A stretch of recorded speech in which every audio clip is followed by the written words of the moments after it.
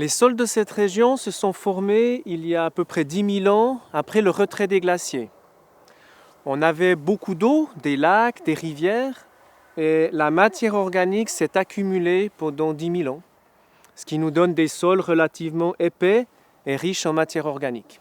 Quand on draine un sol organique, on voit ici un canal de drainage, l'oxygène arrive dans le sol et on a une décomposition de la matière organique. Et avec le temps, le sol s'affaisse et on perd à peu près 1 à 2 cm par année. Alors, c'est un processus qui est constant. Dès qu'il y a de l'air, la matière organique se décompose et ça va continuer de cette manière-là aussi longtemps qu'on a un drainage. Alors, dans le futur, ça va être difficile de gérer les sols partout la même chose. On a des grosses différences de sols dans les différents endroits, avec des sols peu profonds, des beaucoup plus profonds. Et il va s'agir de trouver des systèmes de culture qui sont adaptés à ces différents sols. Dans un système comme le Zéland, il y a plusieurs conflits d'intérêts. Le premier concerne la production et la nature. Certains milieux naturels aimeraient bien avoir plus d'espace pour les oiseaux ou pour les différentes espèces.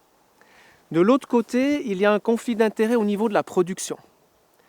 On a affaire à un marché qui est très tendu, on doit répondre rapidement aux demandes.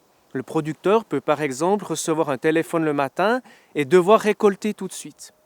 Comme ce sont des sols relativement fragiles, si on récolte dans des mauvaises conditions, on risque d'accentuer les problèmes de fertilité et d'accentuer le tassement. Et ça, c'est un problème qui est très important et qui doit être résolu à l'échelle entière du Zéland. L'effet du climat dans le futur est encore incertain. On annonce des périodes plus sèches, des périodes plus humides, et c'est surtout les périodes sèches qui peuvent être problématiques, dans le sens que l'apport d'oxygène va contribuer à réduire encore la profondeur des sols.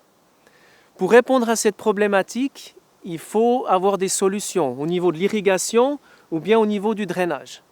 Cela demande de la recherche et cela demande aussi une certaine adaptation des producteurs au niveau des techniques de culture. C'est un processus long qui va demander beaucoup de temps et beaucoup d'échanges d'informations entre les différentes branches.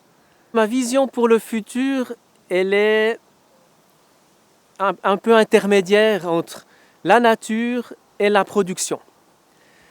Certaines zones vont pouvoir continuer à être productives assez intensivement, et puis d'autres, on va devoir les rendre à la nature parce que ça va être trop coûteux de maintenir un système de production intensif.